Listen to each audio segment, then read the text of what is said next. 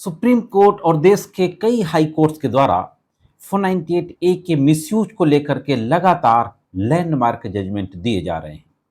मैं भी उन तमाम फैसलों पर समय समय पर एपिसोड लेकर के आपके बीच में आता रहता हूं।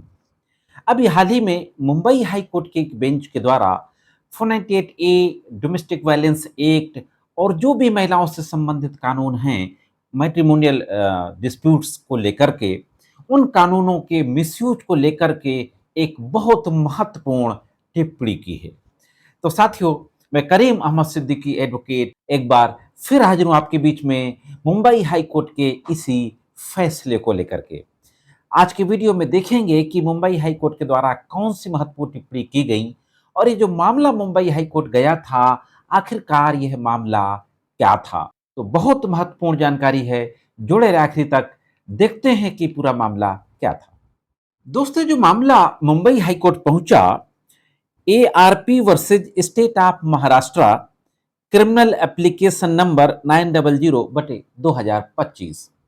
ये जो मामला मुंबई हाई कोर्ट पहुंचा, नॉर्मल जिस तरीके के फैक्ट होते हैं मैट्रिमोनियल डिस्प्यूट के, उसी तरीके के फैक्ट इसके भी थे कि डाउरी की डिमांड की जाती है। डाउरी की डिमांड को लेकर के फिजिकली मेंटली टॉर्चर किया जाता है और इस तरीके के आरोप लगाते हुए महिला के द्वारा अपने हस्बैंड और उसके तमाम फैमिली मेंबर्स के खिलाफ 498A वगैरह की FIR दर्ज करा दी जाती है। FIR दर्ज होने के बाद इन्वेस्टिगेशन होता है, चार्जशीट आती है और ट्रायल शुरू होता है। जैसे ही ट्रायल शुरू होता है कि दोनों पक्षों के बीच, कुछ लोगों के बीच में पड़ने से आपस में सेटलमेंट हो जाता है। तो वैसे तो ये मामला सेटलमेंट के बेसिस पे गया था हाई कोर्ट में और ये कहा गया था on the basis of the settlement कि इस मामले की कार्यवाही को क्वैश कर दिया जाए। लेकिन दोस्तों, महत्वपूर्ण जो बातें हैं इसमें, वो मुंबई हाई कोर्ट के द्वारा की गई टिप्पणियां हैं और ये जो तमाम रिमार्क्स मुंबई हाई कोर्ट के द्वारा पास किए गए हैं, वो सब जजमेंट का हिस्सा हैं। तो देखते हैं कि मुंबई हाई कोर्ट के द्वारा क्या कहा गया। इस मामले की सुनवाई साथियों मुंबई हाई कोर्ट के जस्टिस नितिन सांबरे और जस्टिस महेंद्र नेरीलिंकर की पीठ के द्वारा की जा रही थी। महत्वपूर्ण बातें कहते हुए कहा गया कि एक परिवार के खिलाफ भारतीय दंड संहिता की धारा 498A के तहत जो मामले दर्ज कराए जाते हैं, वह एक समाज के लिए आजकल खतरा बन गया है।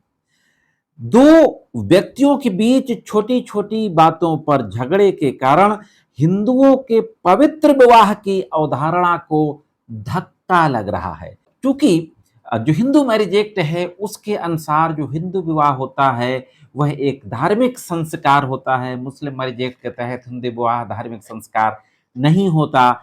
तो हो सकता है कि न्यायमूर्ति महोदय ने इस बात को ध्यान में रखे हुए बात कही हो। खैर, तो उन्होंने कहा कि पवित्र विवाह की अवधारणा को खतरा है।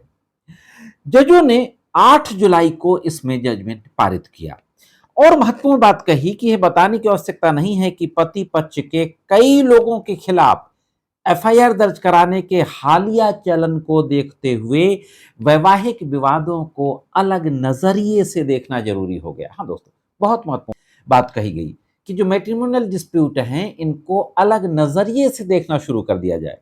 इसलिए यदि पक्षकार शांतिपूर्वक रहने के लिए अपने विवादों को सौहार्दपूर्ण ढंग से सुलझा लेते हैं, तो न्यायालय का यह कर्तव्य है कि वह FIR, आरोप पत्र या आपराधिक कार्रवाई रद्द करने की प्रार्थना पर विचार करे और ऐसी कार्रवाई को प्रोत्साहित करे।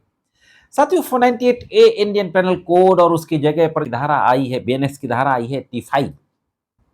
यह जो अपराध है ये कंपाउंडेबल नहीं है। ट्रायल कोर्ट के समक्ष इस मामले में सुलह नहीं की जा सकती। लेकिन सुप्रीम कोर्ट के द्वारा लगातार अपने जजमेंट्स में BS जोशी से लेकर के अभी तक कहा जा रहा है कि जेन्युइन सेटलमेंट को प्रमोट करना चाहिए। तो वही बात मुंबई हाई कोर्ट ने कही कि ऐसे मामलों में कार्यवाही को रद्द करने के लिए समझौतों को प्रोत्साहित करना चाहिए। जस्टिस नेलिंकर ने अपना जजमेंट लिखते हुए कहा, 19 पेजेज का जजमेंट जस्टिस नेरीलिकर के द्वारा लिखा गया और उन्होंने कहा कि विभिन्न कारणों के कारण आजकल वैवाहिक कलह समाज में खतरा बन गया है। इन वैवाहिक कलह के कारण झगड़ रहे पक्षों के पास कानून में कई उपाय हैं। इन दोनों के बीच का छोटा मोटा विवाद पूरी जिंदगी खराब कर रहा है। हिंदुओं में पवित्र माने जाने वाले विवाह खतरे में हैं। विवाह केवल एक सामाजिक अनुबंध नहीं बल्कि एक आध्यात्मिक मिलन है जो दो आत्माओं को एक साथ बांधता है। हालांकि आजकल उपरोक्त परिस्थितियों में इन विक्षिप्त विवाहों को धक्का लग रहा है। संकट, वैमनस्य और व्यक्तियों के बीच सामंजस्य की कमी संघर्ष का कारण बनती जा रही है। मैं समझता हूँ कि न्यायमूर्ति महोदय का ये जो टिप्पणी थी एक बहुत ही ज्यादा रिलीजियस और आध्यात्मिक टिप्पणी थी। जजों ने आगे कहा कि वैवाहिक संबंधों को बेहतर बनाने के लिए बनाए गए कानूनों जैसे घरेलू हिंसा, हिंदू विवाह अधिनियम, विशेष विवाह अधिनियम, उसका पक्षकारों द्वारा अक्सर दुरुपयोग किया जाता है, जिसके परिणाम स्वरूप मुकदमेबाजी की अधिकता हो जाती है, जिससे न केवल न्यायालय पर बोझ पड़ता बल्कि बच्चों और परिवार के अन्य सदस्यों को मानसिक और शारीरिक उत्पीड़न, अंतहीन संघर्ष, वित्तीय नुकसान, अपूर्णी क्षति से गुजरना पड़ता है। दोस्तों, निश्चित रूप से इस तरीके की तमाम बातें हो रही हैं। साथियों, जजों ने बहुत सी बातें इसमें कही। अगर हम सारी बातें जजमेंट की डिस्कस करते हैं तो वीडियो काफी लंबा हो जाएगा। मैं और एक महत्वपूर्ण बात कह करके इस वीडियो को खत्म करूंगा।